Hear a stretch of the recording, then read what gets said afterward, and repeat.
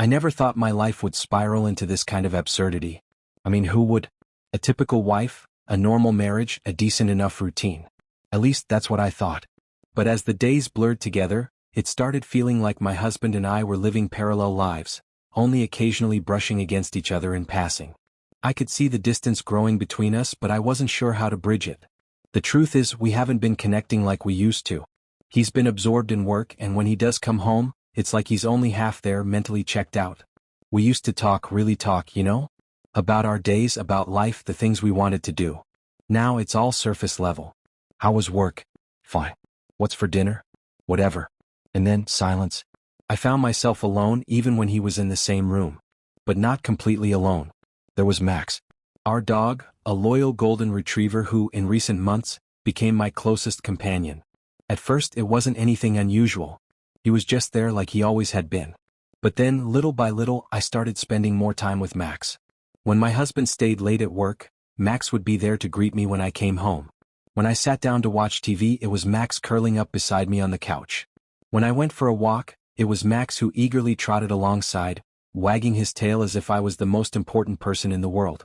I didn't think much of it at first. Dogs are man's best friend, right? But soon, I noticed I was talking to him more, sharing things I used to tell my husband. Casual things at first, about my day, funny things I'd seen, but then deeper thoughts, frustrations, emotions. Max would tilt his head as if he understood. He became my sounding board, my companion in the truest sense. And yeah, maybe it was a little weird how close we'd become, but it wasn't like I had anyone else to turn to. My husband wasn't around. Max was. It felt natural, like an unspoken understanding between us. I mean, we were just two lonely souls stuck in the same house, right? It wasn't until the sideways glances from neighbors started that I began to wonder if things seemed off. It's not like I'm oblivious. I noticed how people looked at me and Max when we were out. The lingering gazes, the quiet whispers behind hands. I could sense something in the air, but I shrugged it off. People are nosy. They'll make something out of nothing. But still, it gnawed at me, the thought that maybe I was missing something. And then there was my husband. He'd started acting differently too, watching me and Max more closely. He didn't say anything, not outright, but his glances grew sharper, his questions more pointed. I could feel the shift in the air between us, tension simmering just below the surface. Yet, for all his staring and silent judgment, he never asked. So I didn't explain. After all, what was there to explain? Max was just a dog, my dog. And my husband? Well, he wasn't exactly around to fill the space Max had taken over. It all felt so harmless. It wasn't long before I noticed the subtle changes in my husband's behavior. He'd come home from work, and instead of the usual routine of dropping his keys and disappearing into his own world, he'd linger. His eyes would follow me and Max, and I could feel the weight of his gaze, though he rarely said much. The distance between us had grown, and now, instead of bridging that gap, he seemed to be fixated on something else entirely. At first it was small things. He'd make offhand comments about Max always being by my side. "You two are inseparable, huh?" he'd say with a chuckle, but there was something underneath his tone. I brushed it off, thinking he was just noticing what had become obvious. Max was my constant companion. But as the days went on, his remarks became more frequent and less playful. "I can't remember the last time you and I spent time together without Max being right there," he mentioned one evening as I fed Max his dinner. I shrugged, not really sure what he was getting at. I mean, Max had become a big part of my day-to-day life, but that was normal, wasn't it?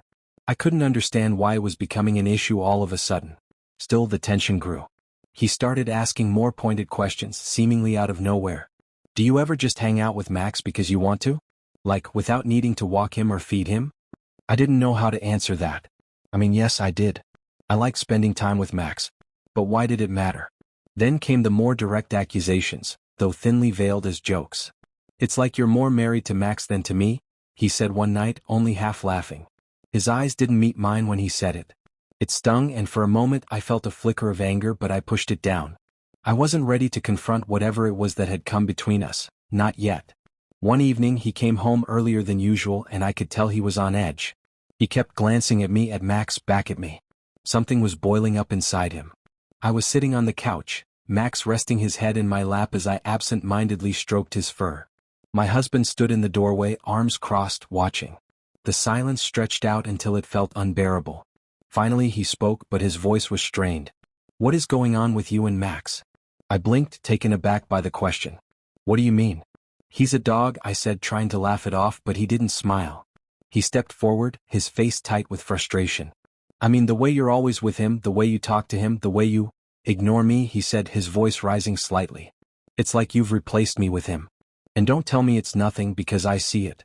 I see the way you are with him. His words hit me like a punch.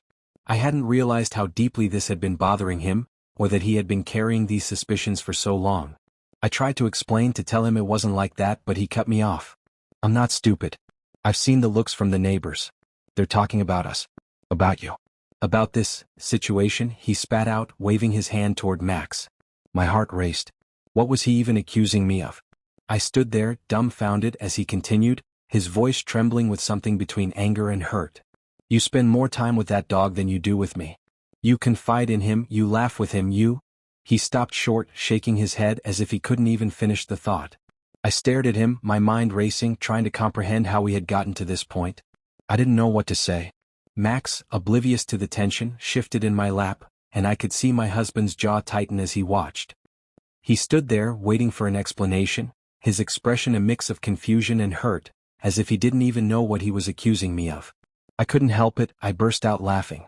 It was the kind of laugh that comes out when something is so absurd, so ridiculous, that it catches you off guard. He didn't laugh with me though. He just stared, his face growing more tense. You think I'm cheating on you with Max? I asked, incredulous, wiping tears from my eyes as I tried to regain control. Do you hear yourself? His face hardened. I don't know what to think anymore, he said. All I know is that something's not right here. The reality of it hit me then. He truly believed there was something going on. That I was replacing him in some twisted, inappropriate way. The laughter faded, replaced by a heavy sadness.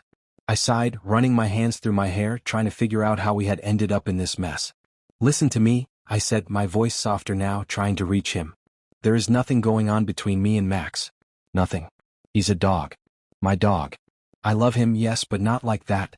I shook my head, feeling a wave of guilt. But you're right about one thing, I have been distant.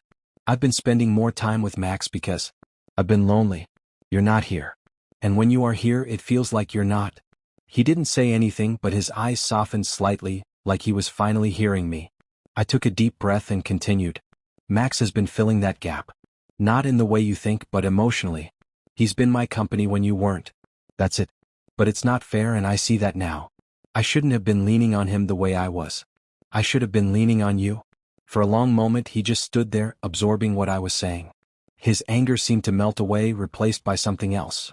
Understanding, maybe. Or guilt. I never thought you would, but the way things have been, it's like we're not even in the same relationship anymore, he said quietly, looking down at the floor. I felt it too, the distance. I just didn't know how to fix it. I felt a pang of sadness at his words. We were two people living under the same roof, completely disconnected, each of us feeling alone but not knowing how to bridge the gap. And in the middle of it all was Max, completely unaware of the role he had come to play in our fractured lives. I never wanted it to be like this, I said softly. But here we are. He sat down on the edge of the couch, his head in his hands. So what do we do now? I looked at him, feeling the weight of everything that had been left unsaid for too long. We fix it, I said. Together. We stop avoiding each other. We stop pretending like everything's fine when it's not. We start talking again. Really talking. He nodded but didn't say anything. I could see the gears turning in his head, processing everything. Max, sensing the shift in mood, got up from my lap and walked over to him, nudging his hand with his nose. My husband looked down at the dog, then back up at me, a small, sad smile playing at his lips. I guess I owe Max an apology too, he said, his voice lighter now, as if some of the tension had finally lifted. I smiled back. Yeah, you do. He's been doing a lot of emotional heavy lifting lately. For the first time in what felt like forever, there was a sense of peace between us. A fragile peace, but peace nonetheless. I reached out and took his hand, squeezing it gently. We'll figure this out, I said, and for the first time in a long time I actually believed it. We sat there for a while, neither of us saying much, but it felt different this time, like we were finally in the same place mentally and emotionally. The silence wasn't heavy or filled with tension. It was just still. Max lay at my husband's feet, looking up at him with those big, trusting eyes, and for the first time, my husband smiled at him like he wasn't part of the problem but part of the solution. I think we've both been using him as a crutch, my husband said after a while, his voice quieter, calmer. You with the emotional stuff, me with staying away from it all. I nodded. I guess we just got stuck in this routine. You were always working and I didn't know how to get through to you. So, I guess Max became my stand-in for all the things we weren't doing anymore. He rubbed the back of his neck, like he was trying to work through what he wanted to say next. I know I've been distant. I thought if I just threw myself into work, it'd be easier than dealing with whatever's been happening between us. But I didn't realize how far I'd pushed you away until now. I leaned back, letting out a long breath I hadn't realized I'd been holding. I think we've both been running from it, honestly. It's easier to pretend everything's fine than admit it's not, you know? He nodded and I could see the wheels turning in his mind. There was something else he wanted to say but he was hesitant. Finally he spoke up. I don't want to be that guy who's just a stranger in his own home anymore. I don't want you to feel like you have to turn to Max or anyone else to get what you need. I want us to work on this, for real this time. It was strange hearing him say that out loud. For so long, it had felt like we were both just existing next to each other, not really partners but more like roommates sharing a space. Hearing him admit that he wanted to change, that he wanted us to change, felt like the first real step forward in a long time. I want that too, I said. I don't want to keep drifting apart, pretending we're okay when we're not. I miss us. The real us. He reached out, his hand resting on mine, and it was such a simple gesture but it felt like a big one. So, where do we start? I thought about it for a moment, then smiled. We start by spending time together again. Just us. Well, I glanced down at Max, maybe with Max too, but as a family this time, not as a replacement for each other. He laughed, a real laugh, and for the first time in what felt like forever, I felt like we were on the same page. Deal, he said. We'll start small. Maybe a walk with Max? Together? I smiled, nodding. Yeah, that sounds like a good start. As we stood up, Max jumped to his feet, wagging his tail, excited as ever. It was funny, throughout all of this he'd just been a dog, completely unaware of the emotional whirlwind swirling around him. But in a strange way he'd brought us back together. Maybe we'd needed him as a reminder that relationships, real relationships, require attention, care, and time. Walking out the door, my husband reached for my hand and I let him take it. It felt right, natural.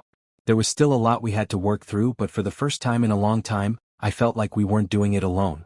And as we walked down the street, Max leading the way, it felt like we were finally heading in the right direction.